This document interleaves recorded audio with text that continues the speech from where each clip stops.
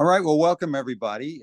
This is one of our SSDAN events, Social Science Data Analysis Network at the University of Michigan, where we do webinars and workshops and a website with the big goal of getting faculty at all levels, at undergraduate courses and even some graduate courses, to use data in their normal courses of teaching.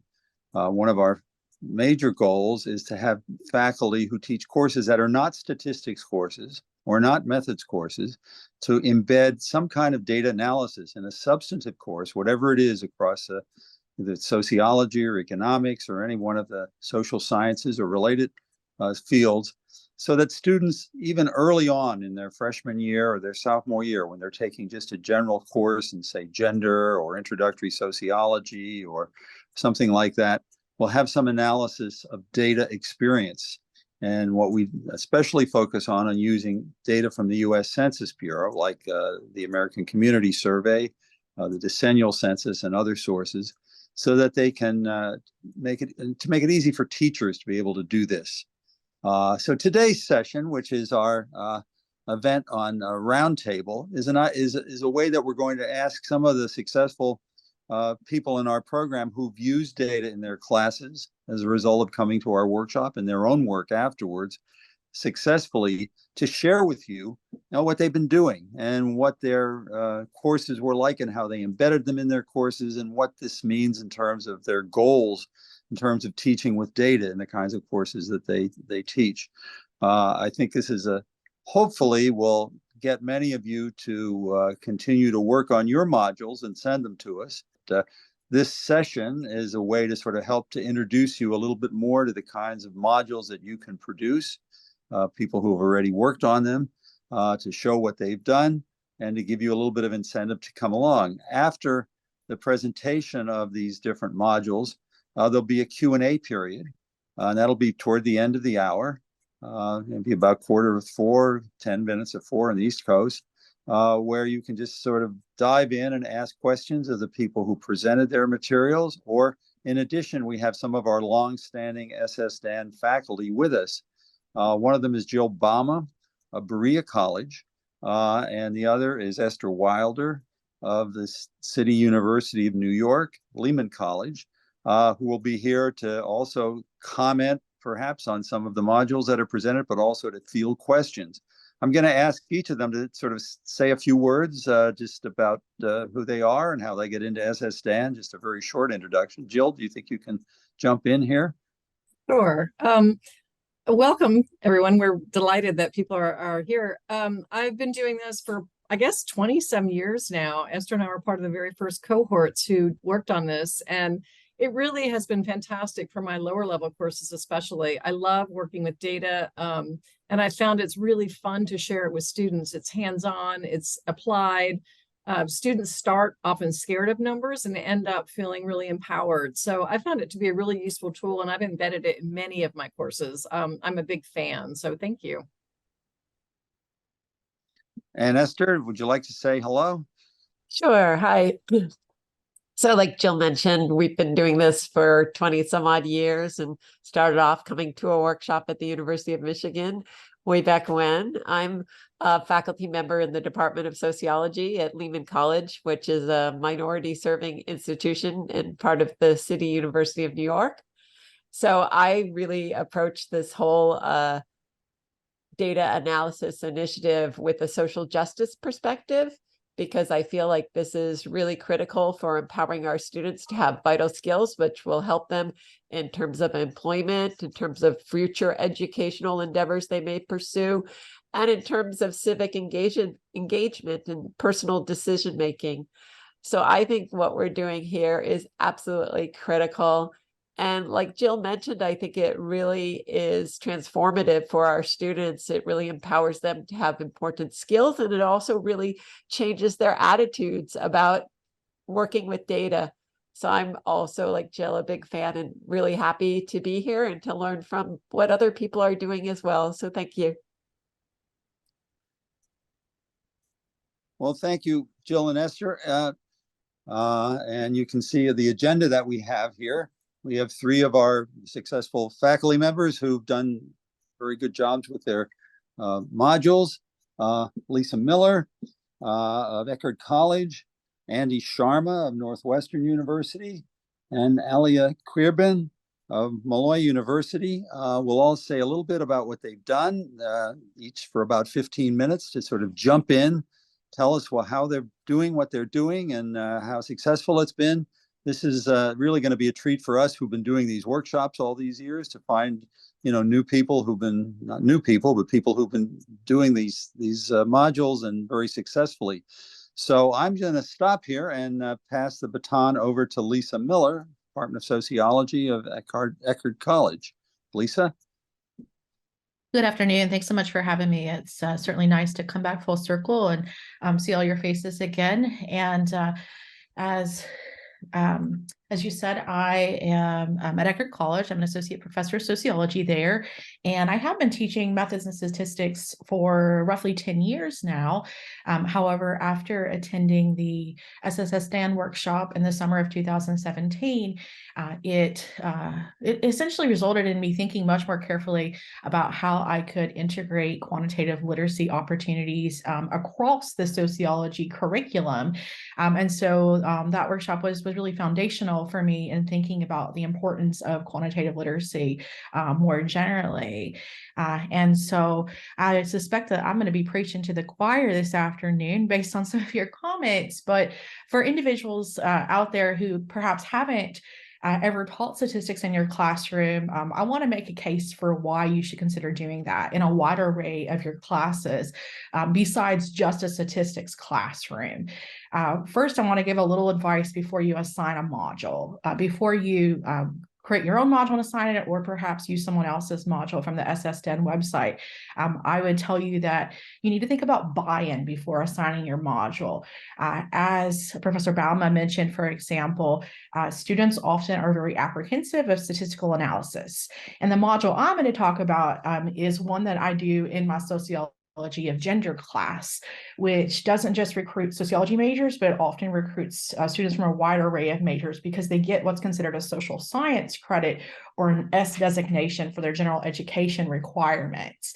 And so students often come to this class and they are a little bit shocked at first when I tell them that we're going to be doing statistical analysis in this particular class, because some of them might be quite fearful of math, for example.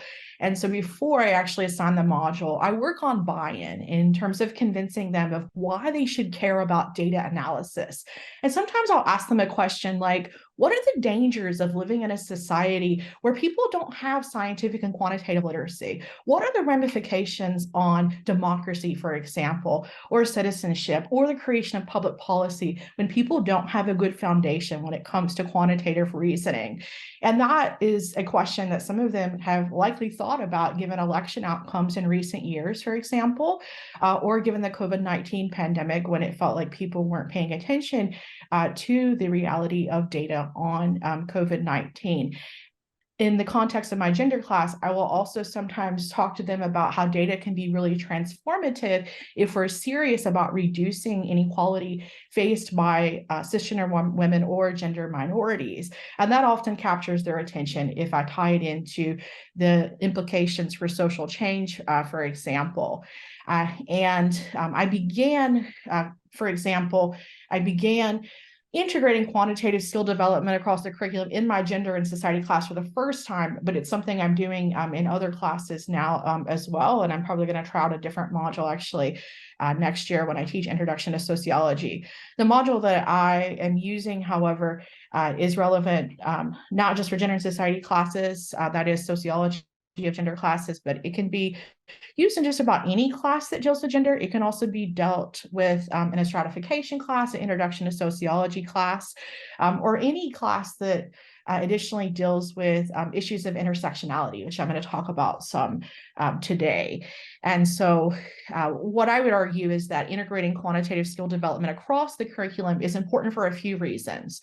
One, students who take statistics often, for example, they view it as a one and done.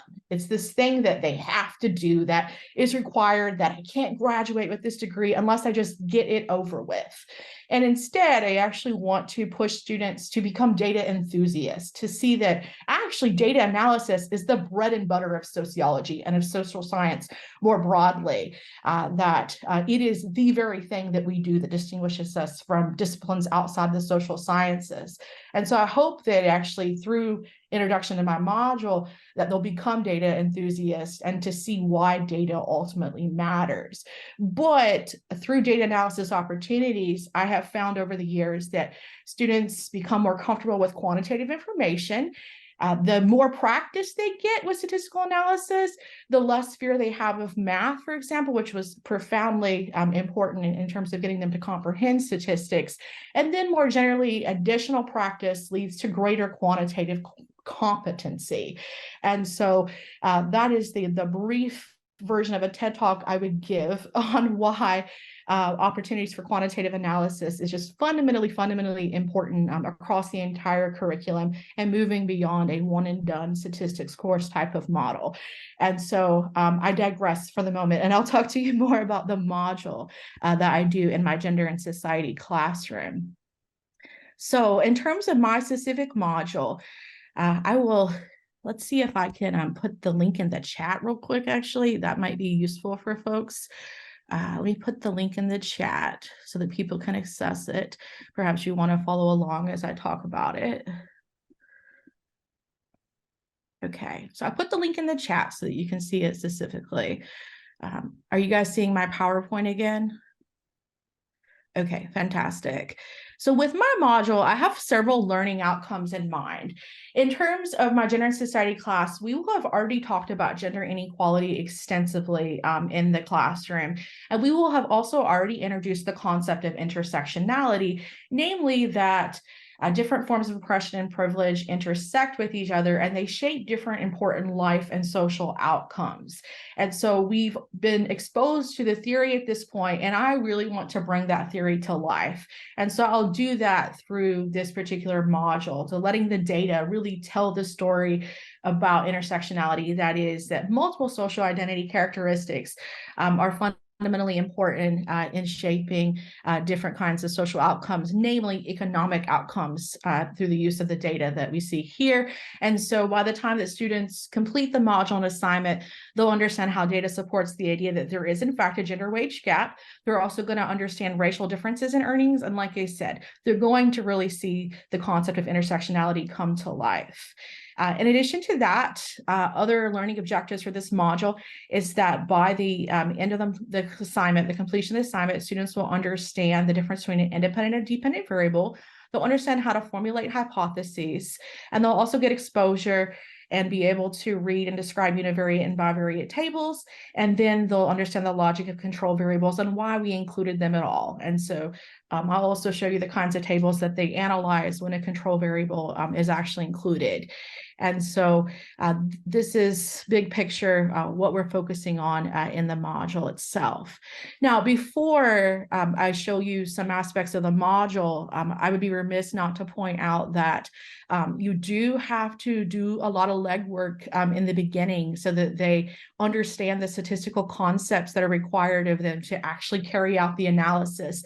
And so even though it's a gender and society class, I take my job so seriously in terms of imparting quantitative literacy skills to them that I set aside time in this substantive course to lecture over key statistical concepts. I demonstrate for them how to use the WebChip application. Otherwise, they would be pretty utterly lost without some type of introduction to using the application itself. And I model for them how to read univariate and bivariate tables. And then from there, we demonstrate how to interpret the results after actually including a control variable. And so I want to show you a resource that is at your disposal. If you visit my WebChip page, for example, there are a number, my SSDAN page, there are a number of resources that are at the bottom, attachments that you'll need to carry out this module or assignment with relative ease. And one of them is a PowerPoint. That is the instructional PowerPoint for the module. You don't need to reinvent the wheel. I've already given you lecture material for preparing them to do the actual module. And so here's the PowerPoint where it's going to talk them through what is the scientific method. It's going to talk them through key statistical concepts. And then it's going to show them the web chip application and the kinds of tables that it's going to produce for analysis. And I've even here actually pulled data so that from the American Community Survey, I think this is from the 2014 data, but I've even pulled the data for them to see the relationship between gender and employment status. And I model for them how to read both univariate, bivariate tables. And then I show them what happens in WebChip when we actually control for an outside variable here, namely race. So we look at the relationship between gender and employment status, and then we control for race. And as you can see, there are interpretations there for them so that they see what the interpretation should look like. And give them a lot of guidance. And so I'm going to be really honest.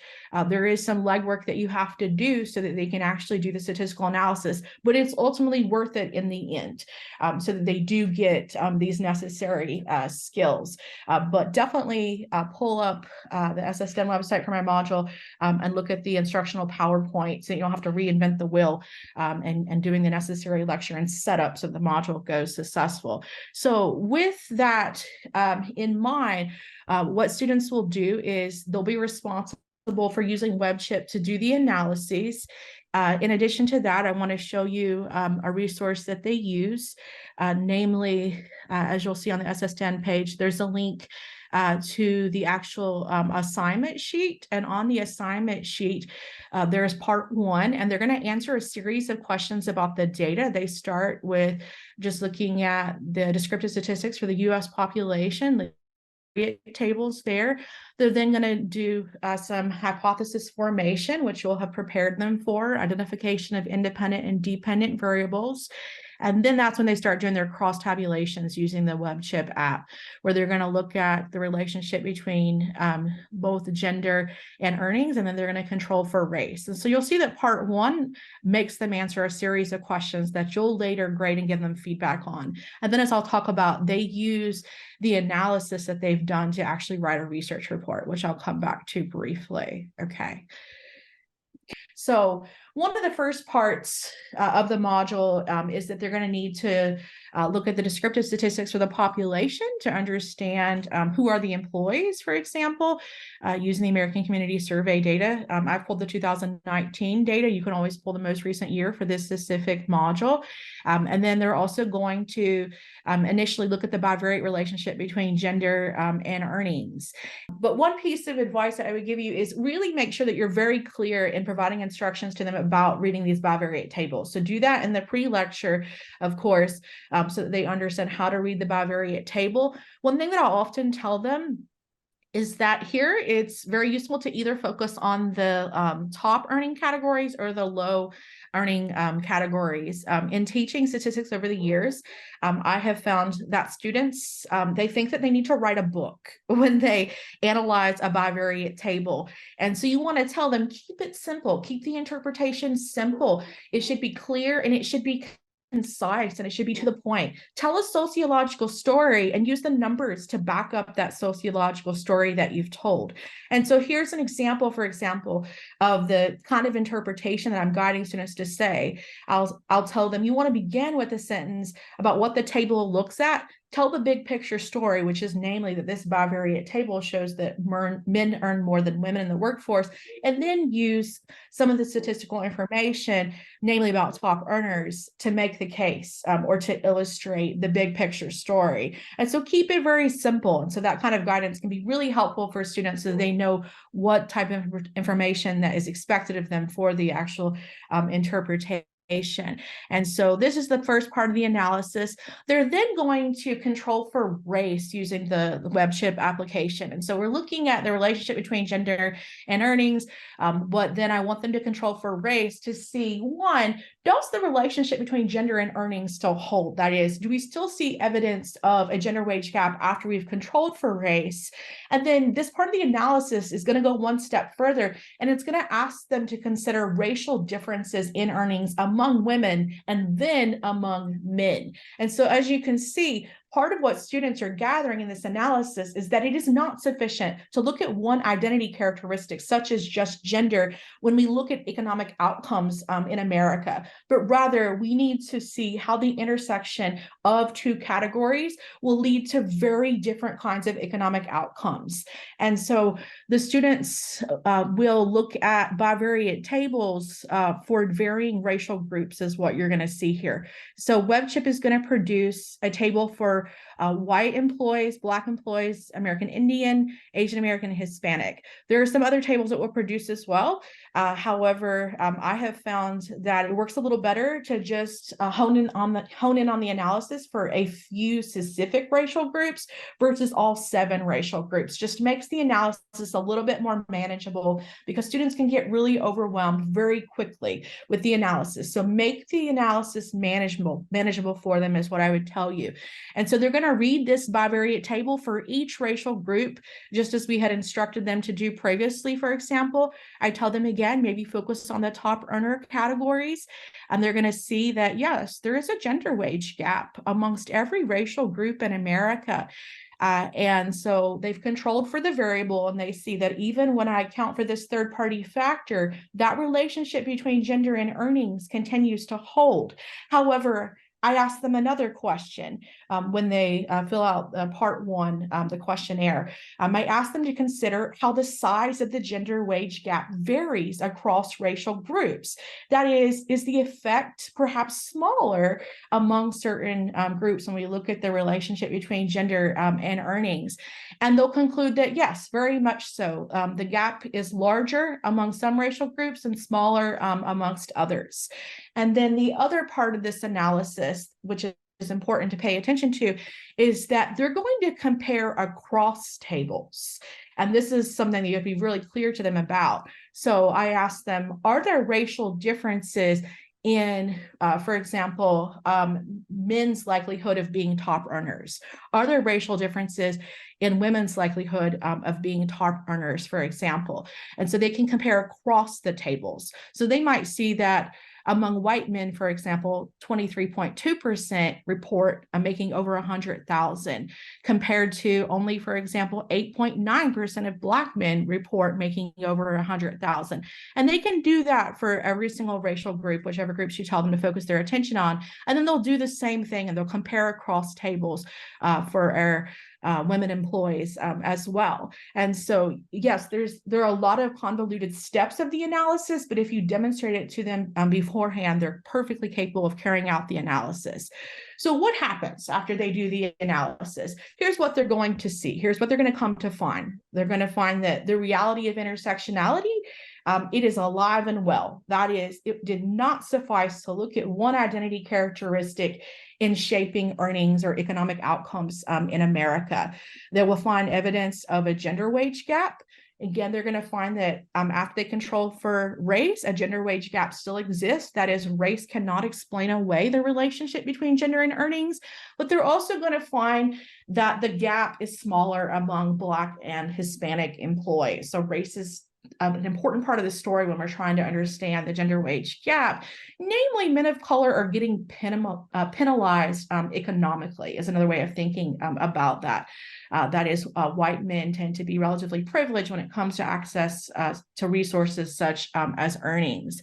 They're also going to find, when they look at racial differences among women and then among men, that white and Asian women are out-earning other racial groups of women, and the same is said for men. That is, white and Asian men are out-earning other racial groups of men. So again, a huge part of the story here is that one identity characteristic in and of itself will not completely alter economic outcomes, but rather we have to look at the intersection of two identity characteristics such as gender and race here.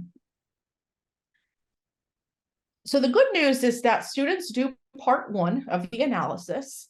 And then they will be getting some feedback. This is really important. You do have to scaffold the assignment. The students will need feedback on their answers to part 1.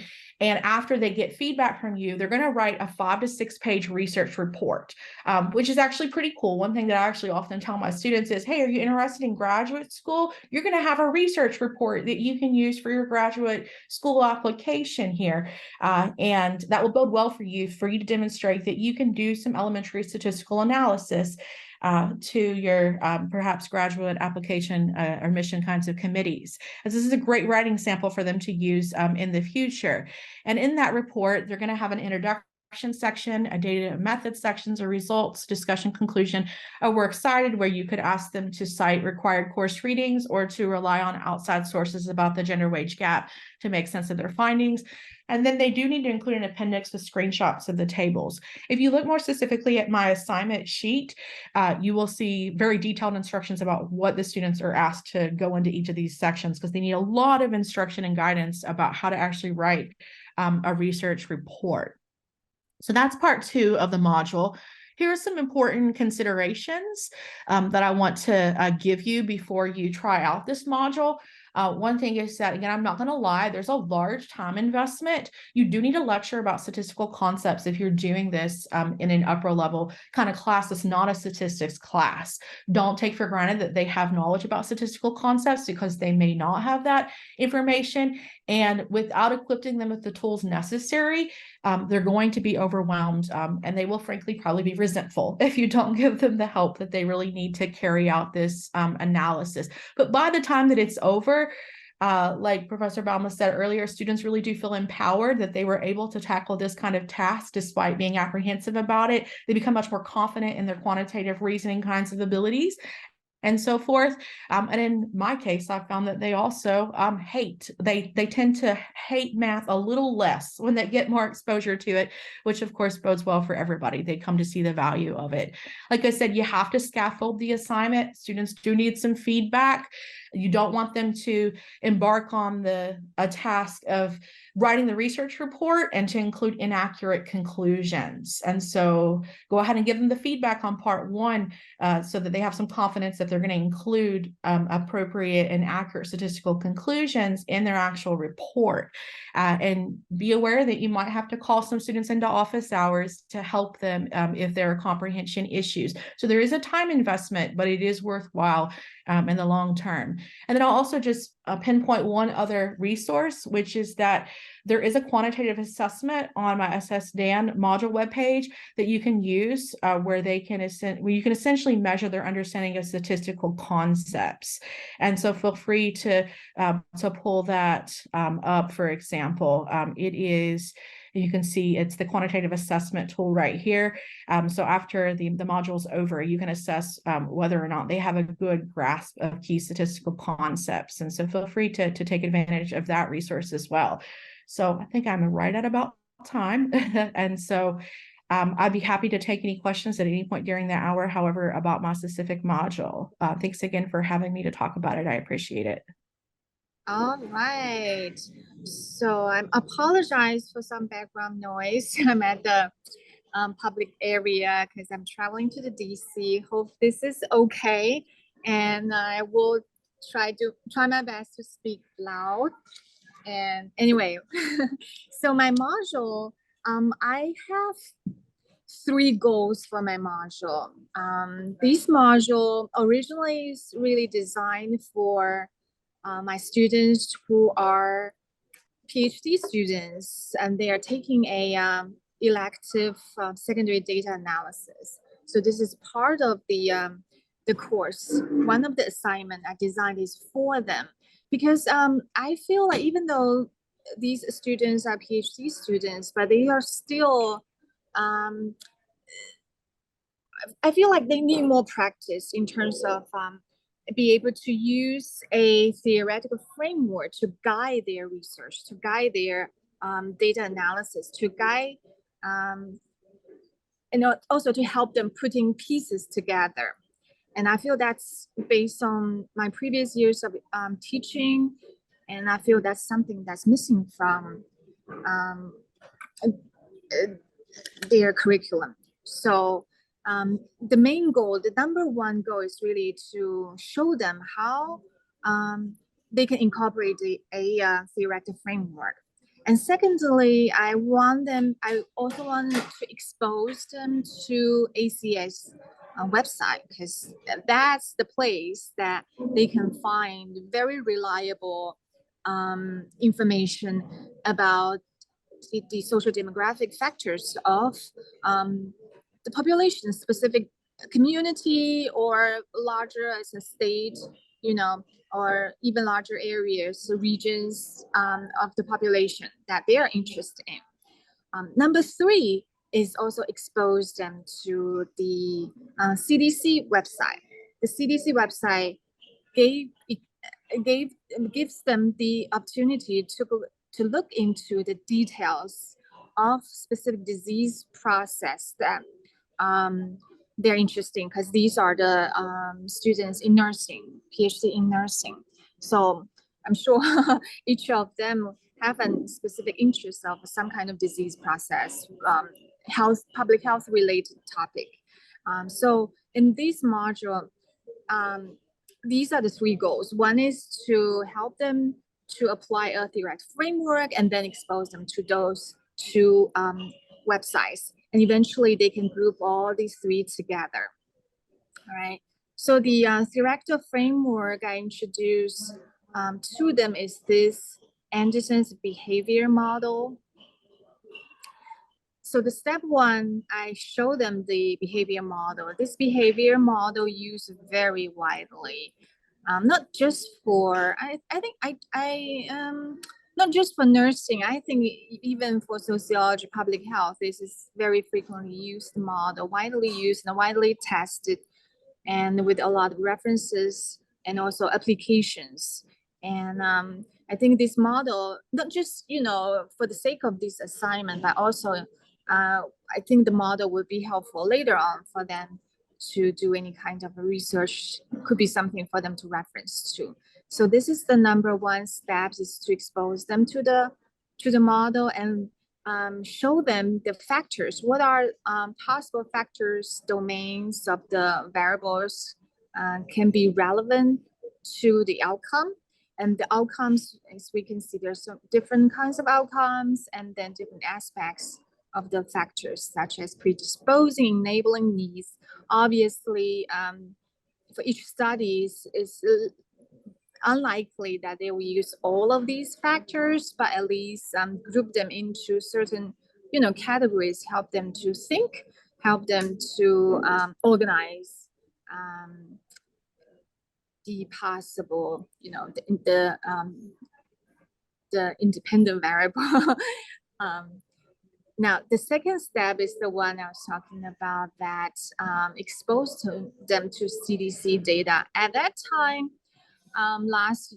this was developed last year. So at that time, the COVID-19 related topics were very, in the center of, everybody's looking at these topics. So I just picked one as the COVID-19 CDC, COVID-19 related data from CDC, for them to look into, especially look into data that relevant to the healthcare access. And they can choose anyone they were interested in, but I kind of direct them to look at the vaccination as a indicator of healthcare access. And then from here, the link direct them to a update for the whole United States, but they can go to a specific area, as the arrow linked it here, that they can look at the specific data of their own community. And then based on that, I want them to pick two locations to do a comparison studies. So so they get the vaccination rate of two areas, right? And they can compare state to state or county to county. It's up to them based on their own reasons of choosing two areas. And then with the information of the vaccination rate of those two areas, they're gonna go back at step 3, they're gonna go back to ACS and plug in the location of those two areas, obviously do one by one, right? And then collect the social demographic data of those two areas.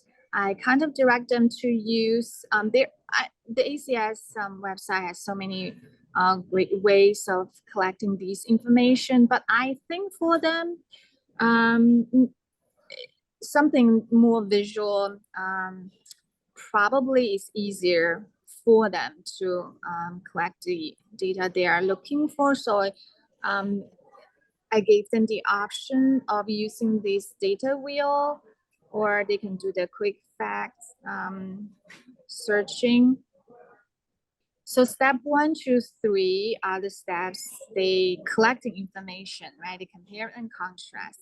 And the last step would be, is the one that they actually they need to finally use the theory, right? To incorporate the data that they collect and to write a narrative to put everything together. So that's the layout of this module, and I think it would be helpful for me, because I kind of pulled it out to show you a complete assignment, a student sample. Student sample. Oh, I can't move this. Okay.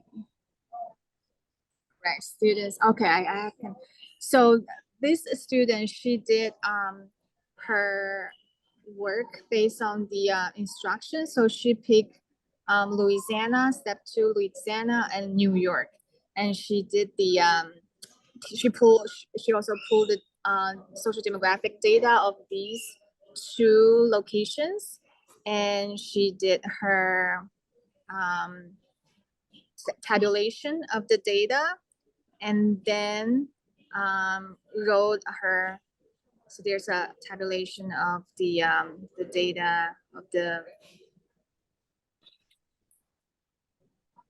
based on the model, and then she did her narratives. And I think the student well able to, you know, based on the instruction, and I actually came up with pretty comprehensive narrative, and it's fully organized and based on the model, and then back up with the data that collected from those 2 areas. So, all right, I'm gonna stop sharing here. Any questions you may have?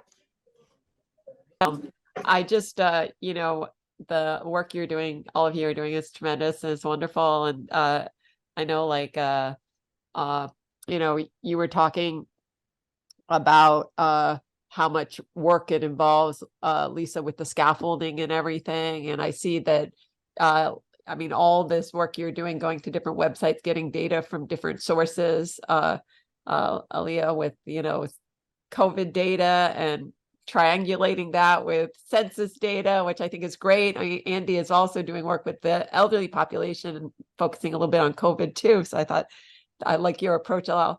But I'm just a general question is these seem very involved, and I'm wondering, like, in terms of, you know, how do you deal with the complaint that sometimes students get, you know, that this wasn't what they were expecting, and the trade-off between covering course content and focusing on your module, which I think for all of you are pretty involved modules. So have you had to sacrifice course content, and how do you reconcile that, and just how much of a part of the course would you say this module really is? Yeah, I think for my case, because this is more like elective session, so students in terms of content wise, they kind of learn it before. They just need an opportunity to put everything together. So I'm glad that's the setting of this course. They'll be able to have time introduce the module and give them opportunity to do it this way. As a if it's a truly intro level course, I think time probably will be could be an issue. Yeah, I think you're right, Esther, that there is a trade-off between content and skill building. But I think that's a worthwhile trade-off, is what I would argue. In my case, students are getting a social science credit for the general education requirements. And I just really can't live with myself if students don't get exposure to data analysis in a course that they're getting a social science credit for. That it's not enough for them to read social scientific research, but they really need hands-on experience with data analysis. And so giving up a little content is always going to be worthwhile for skill development in terms of learning outcomes for me. And I'll probably always stand by that, truthfully. I don't really have a question, but I had a comment. I was just really impressed by all three of your modules and then what you're doing. And what I really liked that all three of you did was you were tying theory and then using the data to really explore it. Lisa, you looking at the intersectionality and all. Andy, it was great. You had an article that you have done yourself that they could read. And then Aliya, that big module that you're trying to, or the model you're looking at. And I think that's when it really makes this so alive for students, right? We talk about it, we read these, and then they start seeing the data behind it. So I just really loved how you did that. And I'm eager to look back at all of your modules. So thank you for sharing that. So yeah, I want to thank all of you for just doing a fantastic job of explaining to us what you've done, why you've done it, and how it works. This is something we don't always have in our regular workshops as much. And, the fact you're using different data sets along with the census data that we give you, I think that's a nice, addition. I mean, we're not, we don't say just use our data. The idea is that it's out there as a tool that you can use as some of the other data. And, to put it in a course that, has other purposes. Lisa, I agree with you that if you're taking a course for social science credit, some students who may not know what social science really is and don't understand that you can actually do data analysis, they might decide to change their major to do something in social science when they were going to go into the hard sciences, now that they see how fun and interesting it is. It's at least a possibility. So I want to thank you all. And Andy, thank you for mentioning the fact that you've looked at one of our modules when you were still, going through graduate school, I guess. And so I'm pleased that this has worked out all the way to you being able to show what you've been doing to our group today. So thank you very much.